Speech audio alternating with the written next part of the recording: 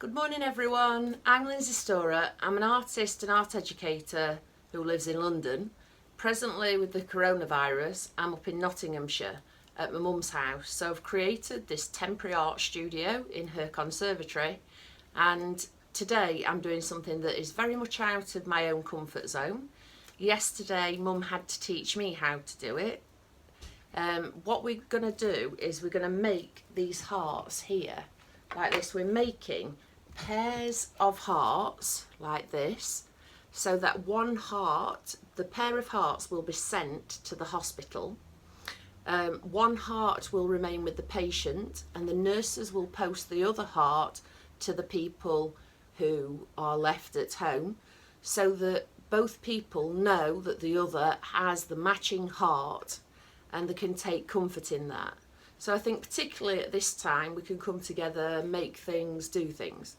So as I say, putting myself out of my comfort zone, here I am now, and I'm going to teach you how to make these hearts. So the first thing that we have to do is create a template. Let me just try and get my camera set up. If you have a piece of card or paper, that'll work. What you need to do is fold it in half first, like this. Next, if you get a ruler, we've had a specification that we've been given. We need to make these hearts 6 centimetres, 6.5 centimetres by 6.5 centimetres.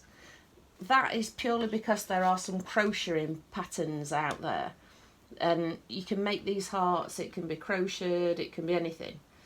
So here, look, I've marked 6.5 here, and I've put myself a marker halfway because I'm going to make this as a piece of symmetry like this, look. So I'm going to make the shape out of it. So what I do next, so here's the mark, this is the 6.5 and this is 3.25.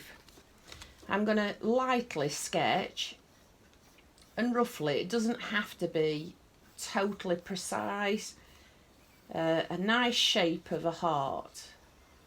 Please don't worry if it doesn't look as the same as mine, as effective. You can always change things. The good thing about making art of some sort is that the more that you do, the better you get. It's a skill, and that's what it does. So there is the heart. As you can see, it had the fold, so it's perfectly symmetrical like that. And the next thing that you do is you take your template and you get your fabric, you look at the patterns, so you're trying to make them identical. So look where the pattern runs. So like this one is there, and the next one that matches the same pattern, I'm drawing on top here with a pencil, and then I'm going to cut directly on the line. So the one that matches is there, so try and get it as symmetrical as possible. As I was doing this yesterday, and my mum was doing it, she came up with the great idea of doing it through a piece of plastic. So this is my plastic template. That means that I can actually see what I'm selecting through it. This was a folder, a ring-bound folder that we used.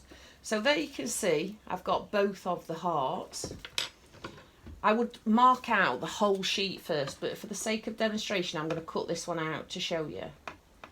So it's easier if you cut around your shape and then cut off like that, so that you're snipping out, and then follow your shape when it's in your hand. It's much easier to manoeuvre the actual love heart around for the cut. So just do it as tidy as you can. There you go. So that's one heart, the other is there that we're going to cut. Now just jumping forward a moment, I've already cut out some of these hearts. So I've got this one to finish. I've cut out 2 bits, I'm going to start on the back because I just think it's easier for you to see on the camera rather than me keep it front side. This is the reply that I received this morning from a nurse at the hospital. You see, it is all worth it. I hope this has inspired you and that you have a go yourself.